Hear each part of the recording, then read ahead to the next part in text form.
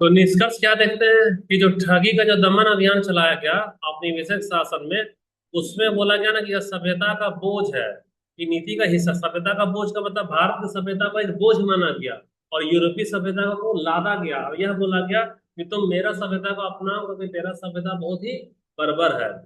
तो इसी को क्या बोलता है, व्हाइट मैन्स बर्डन, यानी कि गोरों की सभ्यता का लदाव यहीं पे हो रहा है।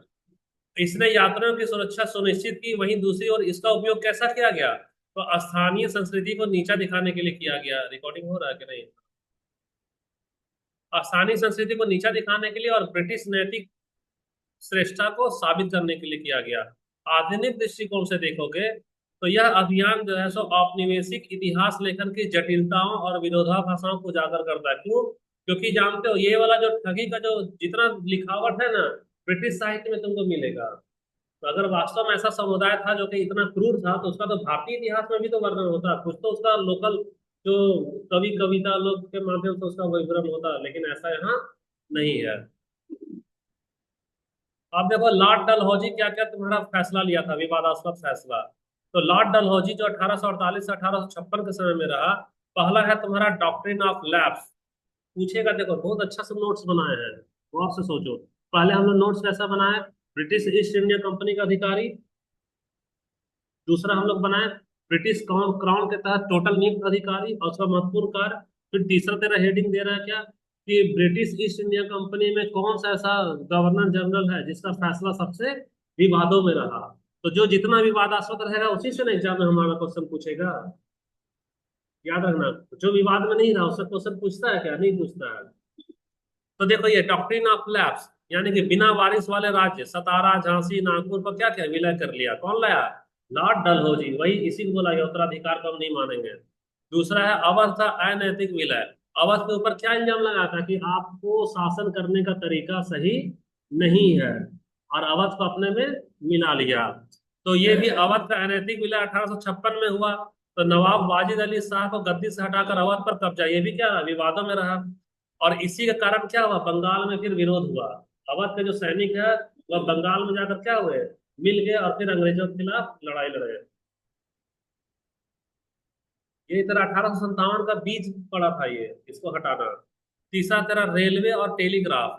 तो रेलवे और टेलीग्राफ जो है ना, सो इसको सैन्य शोषण का हिस्सा माना गया, क्योंकि रेलवे बिछाकर खनिज लूटने लगा और टेलीग्राफ की सहायता से कहाँ कहाँ विद्रोह हो रहा है उसको क्या करने लगा, दबाने लगा। तो ये नीतियां 1857 के विद्रोह का क्या बना, प्रमुख वजह बना। अब देखो लॉर्ड ऑकलैंड 1836 1842 विवादास्पद क्या रहा। इसके दरमियान में ही प्रथम आंग्ल अफगान युद्ध हुआ 1839 से 42। तो अफगानिस्तान में हस्तक्षेप किया गया, जिसमें ब्रिटिश सेना की भीषण क्या हो गई, हार हो गई 1839 से 42 में। तो जब हार हो गई तो अनावश्यक युद्ध में खर्चा हुआ, तो इसने कंपनी के संसाधन को क्या किया, बर्बाद किया। तो यह कैसा रहा, विवादों में रहा। तो प्रभाव क्या निकला, कि यह युद्ध जो सो ब्रिटिश इतिहास की सबसे बड़ी विफलताओं में से गिना जाता है। कौन सा, लॉर्ड ऑकलैंड वाला, ये सब विवादास्पद रहा। तो निष्कर्ष देखो, तो निष्कर्ष क्या निकलता है, कि इन गवर्नर जनरल की नीतियों ने भारत में आर्थिक शोषण, सांस्कृतिक असंतोष और राजनीतिक अधीनता को क्या किया, बढ़ावा दिया। इनके फैसलों ने न केवल सामाजिक आर्थिक विषमताएं पैदा की, बल्कि 1857 के स्वतंत्रता संग्राम की नींव भी रखी। डलहौजी और वेलेजली जैसे नेताओं के कार्यकाल को भारतीय इतिहास में सबसे विवादास्पद माना जाता है। एकदम सिलसिलेवार नोट तुम्हारा रेडी कर दिए, कर लेना अपना कॉपी में। अब हम लोग क्या करेंगे, ब्रिटिश क्राउन, क्योंकि अभी तो हम लोग किसके किए थे, ईस्ट इंडिया कंपनी ने किए हैं। तो ईस्ट इंडिया कंपनी के बाद आप देखो ब्रिटिश क्राउन के शासन के दौरान भारत में नियुक्त सबसे विवादास्पद वायसराय कौन रहे, और किस किस फैसले के कारण उनकी स्थिति हमेशा विवादों में रही, जानना चाहिए कि नहीं। तो ब्रिटिश क्राउन का शासन हमारा 1858 से 1947 तक चला। देखो इतना डिटेल में पढ़ेंगे तभी ना हम लोग को समझ में आ जाएगा कि ईस्ट इंडिया कंपनी का क्या था, ब्रिटिश क्राउन का क्या था, कौन सा गवर्नर जनरल ज्यादा बदमाश था। और फिर तुलनात्मक अध्ययन जब बोलेगा ना, कि गवर्नर जनरल और वायसराय का तुलनात्मक अध्ययन करिए, तब इसी की सहायता से कर पाओगे कौन ज्यादा अच्छा हमारे लिए रहा, या ब्रिटिश के नजर में कौन ज्यादा अच्छा रहा।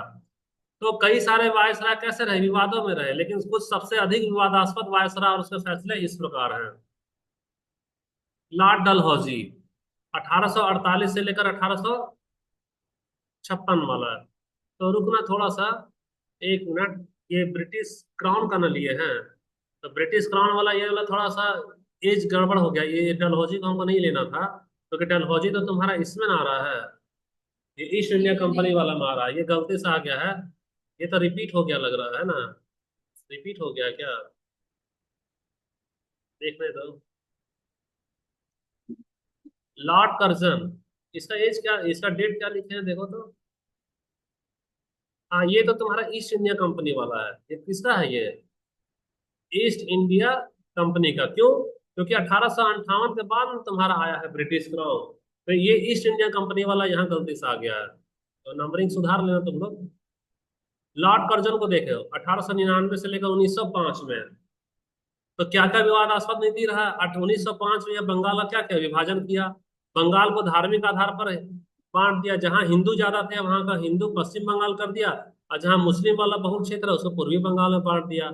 इसका उद्देश्य राष्ट्रवादी आंदोलन को धर्म के आधार पर बांट कर क्या करना था, कमजोर कर देना था। जब तक आपस में लड़ेगा नहीं तब तक यह बटेगा नहीं। तो यह भारतीय राष्ट्रीय आंदोलन को कुचलने के लिए जाति के आधार पर बंटवारा, धर्म के आधार पर बंटवारा, बोली के आधार पर बंटवारा करता था, ताकि आपस में लड़ मरे और हम यहाँ पर राज करते रहे। तो कलकत्ता कारपोरेशन एक्ट 1899, इसमें क्या हुआ कि भारतीय सदस्यों की संख्या को घटा दिया गया। और क्यों घटाया, ताकि ब्रिटिश का नियंत्रण जो है सो ज्यादा रहे, ब्रिटिशर्स को बढ़ाया गया। और इसके जमाने में शिक्षा नीति को देखो, कलकत्ता जो विश्वविद्यालय है उसका अधिकार को क्या किया, कम कर दिया, और शिक्षा को नौकरशाही के अधीन कर दिया। सांस्कृतिक अहंकार क्या था कि भारतीयों को ये लोग कैसा समझता था, अनपढ़ समझता था और पिछड़ा बताता था, और ऐसा मानकर वह उसके नस्ल के साथ क्या करता था, भेदभाव करता था, यानी नस्ली भेदभाव को यह बढ़ाया। तो प्रभाव क्या हुआ कि जब इतना भेदभाव किया तो बंगाल का विभाजन से स्वदेशी आंदोलन क्या हुआ, जन्म लिया, और भारतीय राष्ट्रवाद को क्या किया, मजबूत किया। कर्जन को भारत का सबसे घृणित वायसराय कहा जाता है, लॉर्ड कर्जन।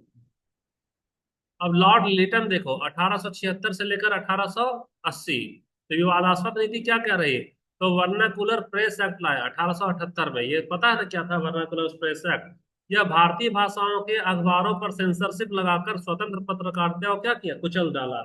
यानी कि तुम जो भी भाषण की पत्रकारिता में जो अखबार छापोगे वह क्षेत्रीय भाषा में नहीं होना चाहिए, वह अंग्रेजी में होना चाहिए, और वो भी अंग्रेजी में छपने के पहले तुम हमसे परमिशन लोगे कि हुजूर यहाँ हम एक लेख लिखे हैं, आप इजाजत दीजिए तो हम छापेंगे। तो वह अगर इजाजत नहीं देगा तो वह नहीं छापेगा। तो वह इजाजत किसको देता था, जिसमें ब्रिटिश की बड़ाई की जाती थी उसको इजाजत देता था, और जिसमें ब्रिटिश की बुराई की जाती थी, उससे काले करतूतों को उजागर किया जाता था, उसको वह इजाजत नहीं देता था छापने का। अगला देखो तेरा दिल्ली दरबार 1877 में, तो महारानी विक्टोरिया को भारत की महारानी घोषित करने के दौरान ही क्या हुआ, अकाल हुआ, 1876 से 1878 में। इसमें लाखों लोगों की क्या हुई, मौत हुई। लेकिन लिटन ने राहत कार्यों को क्या किया, नजरअंदाज किया। यहाँ का लोग मरना है मरते रहने दिया, और यहाँ पे खजाना लूट लूट कर क्या किया, विक्टोरिया को भेजते रहा।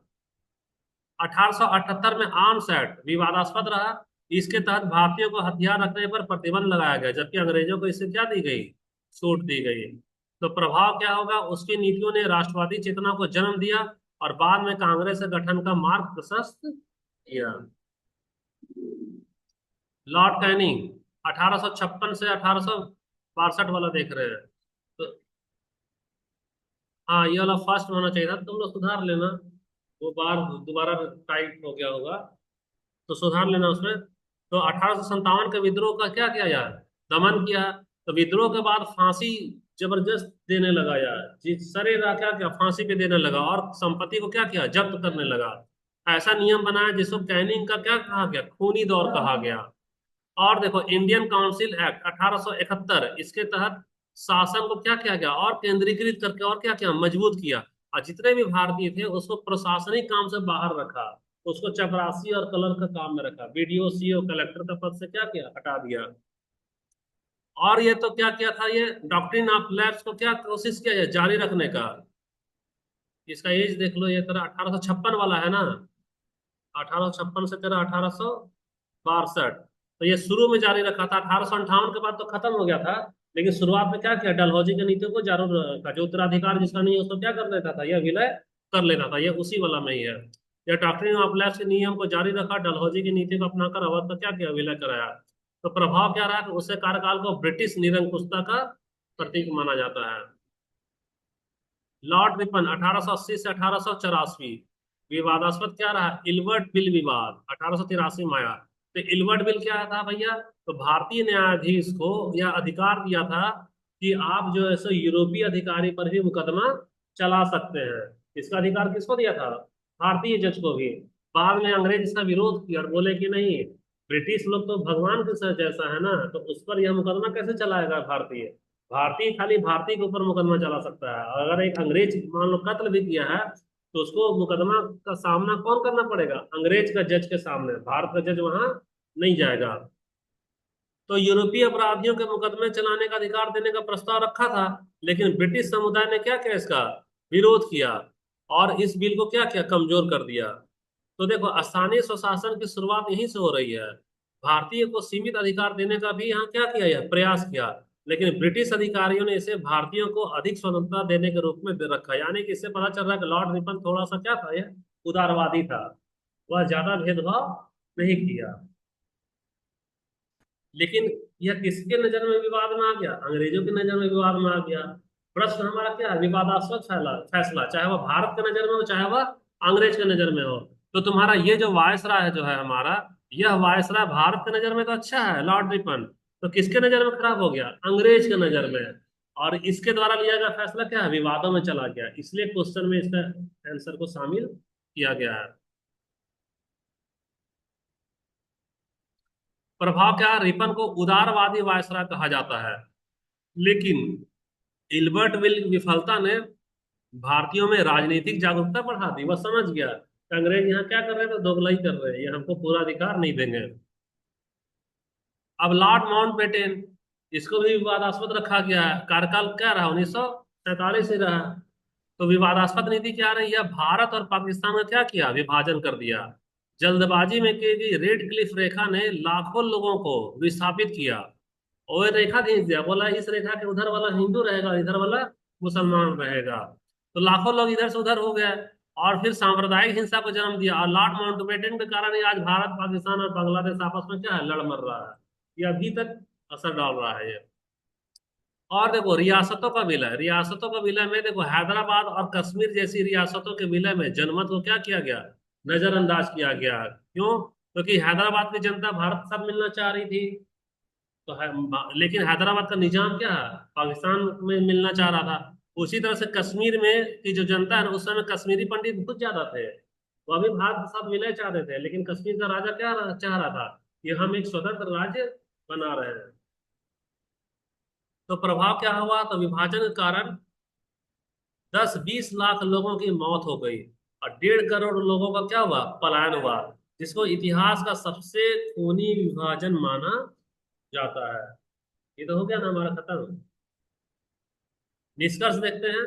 तो निष्कर्ष में तो इन वायसराय की नीतियों ने भारत में सामाजिक आर्थिक शोषण, सांप्रदायिक विभाजन और राजनीतिक दमन को क्या किया, बढ़ावा दिया। इनके फैसले ने न केवल भारतीय जनता के विरोध का कारण बने, बल्कि राष्ट्रीय आंदोलन को भी मजबूती प्रदान की। इन विवादों का प्रभाव आज भी भारतीय समाज और राजनीति में देखा जा सकता है। ये सब तुम्हारा तुलनात्मक अध्ययन कर रहे हैं, जैसे हम लोग जो कोर्स करते थे उसमें डिस्क्रिप्टिव वाला क्वेश्चन दिया है, ये सब मेंस वाला के लिए। तो मेंस अभी हमारा जरूरी नहीं है, लेकिन हमको लगा कि हम थोड़ा थोड़ा इसको इस तरीके से पढ़े तो हमारा बहुत सारा ऑब्जेक्टिव यहाँ से क्लियर होगा। अब देखो यहाँ, भारत का वर्तमान गरीबी और ब्रिटेन की वर्तमान अमीरी के बीच क्या ब्रिटिश द्वारा भारत को अपना उपनिवेश बनाए जाने से कोई सीधा संबंध है। होमवर्क में दिए थे ना, तुम लोग को दिए थे ना 4 क्वेश्चन होमवर्क में। आज के जमाने में ब्रिटेन बहुत अमीर है ना, और वर्तमान में भारत क्या है, बहुत ही गरीब है। तो क्या भारत की गरीबी और ब्रिटेन की अमीरी में कोई औपचारिक रिश्ता है। देखो, ये सब चीज यहाँ तुमको करा दे रहे हैं अच्छे से, बहुत अच्छा अच्छा चीज है ना, ध्यान से देखना है। हाँ, देखो, ये हम लोग तुलनात्मक अध्ययन कर रहे हैं। तो भारत की वर्तमान गरीबी और ब्रिटेन की अमीरी के बीच में ब्रिटिश औपनिवेशिक शासन के संबंध को लेकर इतिहासकारों और अर्थशास्त्रियों में लंबे समय से बहस चल रही है। यह एक जटिल विषय है और संवेदनशील मुद्दा है जिसमें कई सारे पहलू शामिल हैं। कई लोग कह रहा है क्या कि भारत से अकुत संपदा को लूट लूट के जो गया है, इसीलिए आज ब्रिटेन क्या है, अमीर है। लेकिन कैसे कैसे है उसको हम लोग क्या चरणबद्ध तरीके से हम लोग देखते हैं। सबसे पहले औपनिवेशिक शोषण के प्रमुख तर्क, मतलब कि ऐसा आदमी जो कि बता रहा है कि ब्रिटेन गुलाम बनाया था, इसी कारण भारत अभी भी क्या है, गरीब है। तो वह जो जो तर्क दे रहा है उसको, उस तर्क को हम लोग एक तरफ क्या करेंगे, रखेंगे। और फिर दूसरा हमारा पार्ट चलेगा ब्रिटिश की नजर में कि वह भारत को कैसे देखा करता था। तो ब्रिटिश शासन के दौरान भारत से संसाधनों के व्यवस्थित दोहन और आर्थिक नीतियों के कारण दीर्घकालिक आर्थिक क्या हुआ, नुकसान हुआ, जिसके प्रभाव आज भी दिखाई दे रहे हैं। सबसे पहले देखो संसाधन का दोहन। तो भारत से कच्चा माल ले गया, कपास है, चाय है, नील है, अनाज है, उसको सस्ते दाम पर क्या किया, ले गया। और ब्रिटेन क्या किया, इसको अपना उद्योग में इस्तेमाल किया। और उद्योग में जो तैयार माल होता था उसको भारत में महंगे दामों पर क्या करना, बेचने लगा। इससे क्या हुआ कि भारत का जो भी हमारा उद्योग था वो क्या हुआ, विनाश हो गया। तो 18वीं से 19वीं सदी में भारत का वस्त्र उद्योग जो है, जैसे कि मसलिन है, कालीकट का कपड़ा है, उसको ब्रिटिश के द्वारा जो भी कपड़ा बनता था वह मशीन से बनता था। तो मशीन का कपड़ा हाथ का बना कपड़ा का मुकाबला नहीं कर पाया। नतीजा क्या हुआ कि टक्कर बराबरी का नहीं रहा। इससे लाखों कारीगर क्या हो गए, बेरोजगार हो गए। दूसरा देखो धन का बाहर जाना, यानी इसको बोलते हैं ड्रेन ऑफ वेल्थ। तो दादा भाई नेरोजी और आरसी दत्त, हाँ ठीक जाओ, और आरसी दत्त जैसे विद्वानों ने अनुमान लगाया कि ब्रिटिश शासन के दौरान भारत से हर एक साल 2.5 से 5% जो जीडीपी है वह ब्रिटेन को चला जाता था। तो यह पैसा तुमको लग रहा है ढाई है कितना, देखो कितना है, जो आज के हिसाब से करोड़ों अरबों डॉलर होगा। अरबों अरब डॉलर जो है सो हर साल ब्रिटेन क्या ले जाता था, बाहर से ले जा रहा है। तो वो क्यों नहीं अमीर बनेगा, आबाद क्यों नहीं गरीब होगा। और अगला पॉइंट देखो, कर व्यवस्था। तो किसानों पर भारी कर लादे जाते थे, जिससे कृषि का संकट यहाँ क्या हो गया, गहरा गया। और अकाल लगातार पड़ा, जैसे 1770 में बंगाल का अकाल, कई लोग मारे गए। फिर 1943 में फिर से क्या हुआ, बंगाल का काल, बार बार पड़े। और अगला पॉइंट देखो, अवसंरचना का उद्देश्य, यानी कि तो जो तेरा कंस्ट्रक्शन का काम किया, क्या क्या किया, रेलवे बनाया और सड़कों का निर्माण किया। तो वह भारत का भला के लिए नहीं किया, वह ब्रिटिश के हित की रक्षा करने के लिए करता था। वह अपना सैन्य गतिविधि को चलाता था और कच्चा माल का क्या कर रहा है, परिवहन के लिए भी कर रहा है। तो वह अपने फायदा के लिए किया है, वह उसको भारत का विकास के लिए कोई मतलब नहीं था। दूसरा पॉइंट है तेरा ब्रिटेन की अमीरी में औपनिवेशिक लूट की भूमिका। तो ब्रिटेन जो अमीर बना है उसमें जो गुलाम बना है भारत को, वह कैसा भूमिका निभाया। तो देखो, प्राकृतिक क्रांति को ईंधन, सॉरी औद्योगिक क्रांति को ईंधन। तो भारत से जो प्राप्त संसाधन हुआ और जो बाजार मिला, तो ब्रिटेन की औद्योगिक क्रांति क्या हुई, बहुत तेज हो गई। जैसे कि भारतीय जो कपास है वह फ्री में उसको मिलने लगा। अब ब्रिटेन वाला क्या किया, उसको कपड़ा का मिल में चलाकर बहुत सारा कपड़ा बनाया और विदेश में जाकर उसको बेचने लगा। पूंजी का संचय। तो पूंजी का संचय यानी भारत से निकाले गए धन ने ब्रिटेन के बैंक को अमीर बना दिया, ब्रिटेन की कंपनी को भी अमीर बना दिया। और ब्रिटेन में बुनियादी ढांचा, जैसे कि लंदन में रेलवे हुआ, लंदन में पुल हुआ, पढ़े ना, अंडरग्राउंड सड़क हुआ, ओवरब्रिज हुआ, ये सारा का सारा जो इंफ्रास्ट्रक्चर तैयार हो रहा है, किससे हो रहा है, भारत का पैसा से हो रहा है। और वैश्विक प्रभुत्व देखो, भारत का जो पैसा लूटा, तो इस पैसा से ब्रिटेन अपना सेना को मजबूत किया, फैक्ट्री में बंदूक गोला बारूद को भर दिया। और वह विश्व की सबसे बड़ी साम्राज्यवादी ताकत क्या हुआ, बन गई। तो जब बन गई तो जिससे उसकी आर्थिक तरक्की हुई और राजनीतिक शक्ति क्या हो गई, मौजूद हो गई। लेकिन पेट्रोल का काम कौन कर रहा, भारत का लूटा गया धन। तो ये तो तेरा वो वाला बता दिया विपरीत दृष्टिकोण। क्या यह सीधा संबंध है, क्या भारत की गरीबी और ब्रिटेन की अमीरी में यह सीधा संबंध है। तो कुछ इतिहासकार जो है और अर्थशास्त्री मानते हैं कि भारत की वर्तमान गरीबी के लिए केवल ब्रिटिश शासन को दोष देना सरलीकरण होगा, सरलीकरण नहीं होगा। उनके तर्क देखो, स्वतंत्रता के बाद की नीतियां, यहाँ सरलीकरण नहीं होगा। सरलीकरण नहीं होगा, क्यों नहीं होगा। जैसे भारत आजाद हुआ 1947 में ना, तो 1947 में आजाद होने के बाद भी भारत की जो आर्थिक नीति है वह सही नहीं रही। जैसे कि वह लाइसेंस राज स्थापित किया, यानी तुमको फैक्ट्री खोलना है तो पहले एक लाइसेंस लेना होगा, और लाइसेंस लेने में भ्रष्टाचार हुआ। जब तक तुम उसको लाखों रुपया घूस नहीं दोगे वह तुमको लाइसेंस नहीं देगा। जैसे अभी खान सर है पटना का, वह बार बार बोल रहा है कि हमको इजाजत दीजिए, हम एक यूनिवर्सिटी का स्थापना करेंगे जहाँ बच्चे को पढ़ाएंगे। तो यूनिवर्सिटी देने का लाइसेंस उसको जारी नहीं कर रहा है।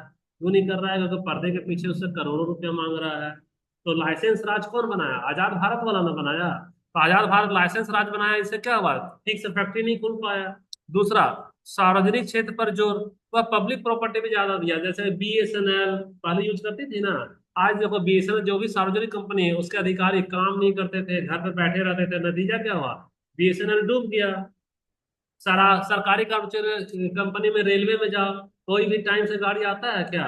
तो बस सरकारी कंपनी पे ज्यादा ध्यान दे रहा है। सरकारी अस्पताल में जाओ तो सदर अस्पताल वगैरह जिला अस्पताल समय से इलाज होता है, लापरवाही होने लगा ना। तो ये भारत की नीति रही क्या? लाइसेंसी राज और सार्वजनिक क्षेत्र, और साथ ही साथ राजनीतिक अस्थिरता।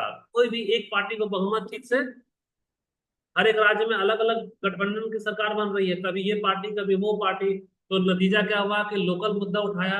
लोकल मुद्दा में हमको अगर फायदा होना है तो लोकल मुद्दा को तरजीह दे रहा, और राष्ट्रीय मुद्दा को क्या किया? हाशिए पर डाल दिया।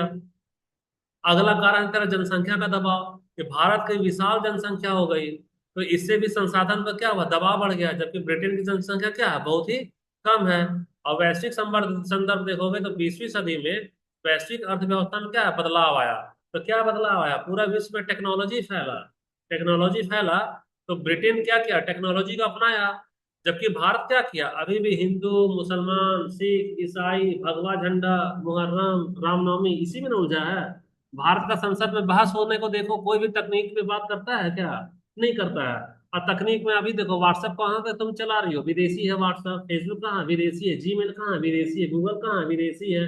वो लोग जो सो रिसर्च पे ध्यान दे रहा है।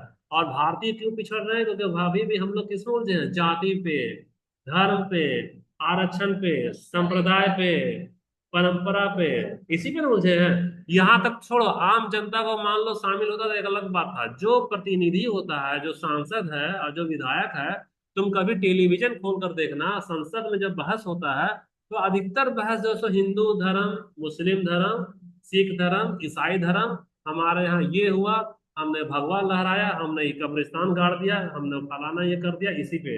अरे भैया, हम तुमको इसके लिए वोट दिए हैं। तुम कभी तो चर्चा करो हमारा पढ़ाई पे, हमारा लिखाई पे। 3 साल का कोर्स हमारा यहाँ 5 साल में हो रहा है, यूनिवर्सिटी में 2 साल का बीएड 3 साल में हो रहा है। उस पर कोई चर्चा हो रहा है क्या? सरकार को नियोजन की नीति पे चर्चा करना चाहिए, कैसे रोजगार पैदा करे, कोई चर्चा हो रहा है? नहीं हो रहा है। तो ये सब कारण क्या है? भारत को क्या कर रहा है? गरीब ने बना रहा है। तो देखो, ब्रिटेन की अमीरी का और अन्य कारण में देखते हैं तो ब्रिटेन की औद्योगिक क्रांति लाया। वित्तीय सेवाओं का नेतृत्व कौन किया? लंदन स्टॉक एक्सचेंज किया। और वैज्ञानिक नवाचार, यानी वो क्या किया? टेक्नोलॉजी पे काम किया। तो और भारत ऐसा काम किया क्या? नहीं काम किया। तो तुमको दोनों तरफ से हम बता दे रहे हैं, इधर का नजरिए से भी और उधर का नजरिए से भी, पक्ष और ये आलोचनात्मक है। इसके कारण इतिहासकारों में क्या होती है? बहस होती है। तो नॉर्मन एंगल और टॉर्म ने, यानी ये विदेशी है, तो विदेशी क्या मानते हैं कि ब्रिटेन की समृद्धि में, जो लोग बोलते हैं ना कि भारत को गुलाम बना के लूट लिया है, वह अति रंजित, यानी कि वह बड़बोला कम है, बड़बोलापन है। ये लोग बोलता है कि ब्रिटेन अपना मौलिकता के कारण अमीर बना, तेरा धन लूटने से वह अमीर नहीं बना। तुम खाली रोना रोते हो कि हमको लूट लिया और वो अमीर बन गया। लेकिन अब देसी या देसी इतिहासकार में दादा भाई नौरोजी, ये खुद उद्योगपति थे। रोमिला थापर उद्योग, सॉरी, ये क्या है? हमारा इतिहासकार है शशि थरूर। ये सब विद्वानों का मानना है कि ब्रिटेन जो खजाना हमसे लूटा है, उसी खजाना के लूट के कारण भारत जो है आज तक क्या है? कमजोर है। एंगस मेडिसन जब एक सर्वेक्षण किया तो मालूम चला कि पूरे विश्व में जो व्यापार होता था, वह 17वीं शताब्दी में पूरे विश्व में 24% व्यापार भारत करता था। और आज 24% से कितना हो गया है? मात्र 3% हो गया है। इसलिए पहले भारत को सोने की चिड़िया कहा जाता था, और आज क्या बन गया? गाय का गोबर बन गया वो। तो निष्कर्ष क्या निकलेगा? तो सीधा संबंध, यह कहना गलत होगा कि भारत की वर्तमान गरीबी केवल ब्रिटिश शासन के ही कारण है, यह पूरी तरह से गलत है। तो सही क्या है? कि ब्रिटेन की जो अमीरी है वह पूरी तरह भारत की लूट पर आधारित है, ये तो गलत है। तो सही क्या है भैया? तो सही है कि भारत को तो ब्रिटेन लूटा ही लूटा। आजाद जब भारत हुआ तो भारत के जो नीति निर्माता जो हैं, वह कई ऐसी सारी नीतियां बनाए हैं जिससे भारत आने वाला समय में भी गरीब का गरीब ही रह गया। जैसे हमारे यहाँ राजनीतिक चेतना सही से नहीं है। हम लोग अभी भी जातिवाद को बढ़ावा दे रहे हैं, धर्म को बढ़ावा दे रहे हैं, धर्म के नाम पर, संप्रदाय के नाम पर एक दूसरे को लड़े मरे हैं, और उद्योग तकनीक पे कोई काम नहीं कर रहे हैं। संसद तक इसमें क्या हो गई, शामिल हो गई। तो परोक्ष प्रभाव क्या पड़ा? निसंदेह औपनिवेशिक शोषण ने भारत के आर्थिक ढांचे को कमजोर तो किया है, जिससे स्वतंत्रता के बाद विकास की चुनौतियां बढ़ी। साथ ही ब्रिटेन को औपनिवेशिक संसाधनों से लाभ हुआ, जो इसकी समृद्धि का एक कारण बना। और आज का संदर्भ में देखें तो भारत और ब्रिटेन दोनों की वर्तमान आर्थिक स्थिति में उनकी कौन जिम्मेदार है? आंतरिक नीतियां जिम्मेदार है, वैश्वीकरण जिम्मेदार है, और ऐतिहासिक घटनाओं का संयुक्त प्रभाव भी है। क्यों? क्योंकि सही में औपनिवेशिक काल में बुनकर को तबाह कर दिया गया। भारत का जो छोटा मोटा लघु उद्योग था उसको नष्ट कर दिया। तो तुम 200 साल से नष्ट कर दिए हो, तो अभी हमारा आजादी का 100 साल हुआ है क्या? 1947 में आजाद हुआ, 100 साल भी नहीं हुआ, तो हम कैसे पुराना चीज इतना जल्दी खड़ा कर ले, कल कारखाना? तो ये वजह तो है कि ब्रिटेन तो उसको लूटा ही लूटा है। लेकिन भारत का भी आजादी के बाद का जो नियम बनाया, वह भी भारत की बर्बादी का क्या रहा, प्रमुख कारण बन रहा है। तो इस प्रकार यह संबंध एक तरफा कारण नहीं कहला सकता है। यह संबंध कैसा है? ऐतिहासिक जटिलताओं का एक हिस्सा है। कई जगह ब्रिटेन का हाथ है, कई जगह ब्रिटेन का हाथ नहीं है। हो गया एक और। हम लोग क्वेश्चन ये तुम लोग को कराए थे क्या इससे? तो क्वेश्चन नहीं कराया था, तो क्वेश्चन नहीं कराया था तो इससे हम लोग क्वेश्चन हम लोग कर लेंगे अगला, कभी रात में आपका टेस्ट वाला में। ये वाला अलग से वीडियो बना लेंगे। आपका वीडियो हमारा इतना खत्म हो गया, आप खाली हमारा देखो, 100 से 153 पन्ना है ना बाबू। तो तेरा ये वाला खाली क्वेश्चन क्वेश्चन होगा, इधर वाला क्या होगा हमारा, क्वेश्चन। तो क्वेश्चन यहाँ तो आंसर नहीं ना दिए हैं, आंसर नहीं दिए, तो इसमें हम लोग आंसर ये वाला कर दे, कंप्लीट कर दे वीडियो में। होमवर्क में करोगे ये? हाँ, ठीक है। तो ठीक है, यहाँ से हम लोग ना क्वेश्चन कर लेते हैं। तेरा ये वाला क्वेश्चन होमवर्क में, इसका आंसर तो नहीं बताएंगे अभी। तो तेरा ब्रिटिश ईस्ट इंडिया कंपनी द्वारा भारत को उपनिवेश बनाए जाने की प्रक्रिया से संबंधित 25 वस्तुनिष्ठ प्रश्न, इसमें खाली ईस्ट इंडिया कंपनी वाला होगा। तो पहला है, देखो तेरा स्थापना से रिलेटेड है, ईस्ट इंडिया कंपनी का स्थापना कब हुई, पहला क्वेश्चन सोच लेना। दूसरा क्वेश्चन देखो तुम्हारा, भारत में कंपनी का पहला व्यापारिक केंद्र कहाँ पर स्थापित हुआ? तो सूरत होगा, मद्रास, कलकत्ता या बॉम्बे। तीसरा क्वेश्चन देखो कि किस युद्ध के बाद ईस्ट इंडिया कंपनी ने भारत में राजनीतिक शक्ति प्राप्त की? तीसरा क्वेश्चन, अच्छा इस क्वेश्चन का आंसर हम लोग अगला वीडियो में देंगे। अगला वीडियो में इसका क्या कर लेंगे हम लोग, आंसर देंगे। तीसरा के बाद चौथा वाला क्वेश्चन है, बक्सर के युद्ध में कंपनी ने किन तीन शक्तियों को हराया? पांचवा नंबर है तेरा प्रशासन और नीतियां। तो इससे रिलेटेड क्वेश्चन तेरा क्या बनता है, ये वाला क्वेश्चन तेरा बन रहा है कि द्वैध शासन प्रणाली किसने लागू की? द्वैध मतलब समझ रहे हो, कठपुतली सरकार बनाता था। पांचवा नंबर क्वेश्चन। छठा नंबर देखो, सहायक संधि की नीति किसने शुरू की? छठा क्वेश्चन के बाद आओ सातवां, डॉक्ट्रिन ऑफ लैप्स का संबंध किससे है? सातवां के बाद आठवां, भारत में अस्थायी बंदोबस्त किस क्षेत्र में लागू किया गया, परमानेंट सेटलमेंट, बताना इसका। अब देखो तेरा, अब अगला क्वेश्चन है जो कि युद्ध से रिलेटेड है और साम्राज्यवादी विस्तार से रिलेटेड है। तो क्वेश्चन नंबर 9 देखो, किस युद्ध के बाद मैसूर राज्य का अंत हो गया? 9वां क्वेश्चन। 10वां, सिख साम्राज्य के अंत का कारण कौन सा युद्ध था? ये हो गया 10वां। 11वां क्वेश्चन देखो, किस युद्ध के बाद अवध पर कंपनी का नियंत्रण स्थापित हो गया? 11 के बाद कौन सा आएगा, 12 नंबर क्वेश्चन। तो 12 नंबर क्वेश्चन आर्थिक शोषण से रिलेटेड है। किससे रिलेटेड है? आर्थिक शोषण से। तो तेरा है क्वेश्चन कि धन का निष्कासन यानी कि ड्रेन ऑफ वेल्थ का सिद्धांत किसने प्रस्तुत किया? कौन ऐसा बोले कि यह धन का निष्कासन है? 12 के बाद 13 नंबर देखो, कंपनी द्वारा भारत से किस कच्चे माल का सबसे अधिक निर्यात किया जाता था? अब देखो 14 नंबर, किस नीति के तहत भारतीय किसानों को नील की खेती के लिए मजबूर किया गया? 14 नंबर हो गया। 15 नंबर देखो, प्रशासनिक ढांचा से रिलेटेड है ना?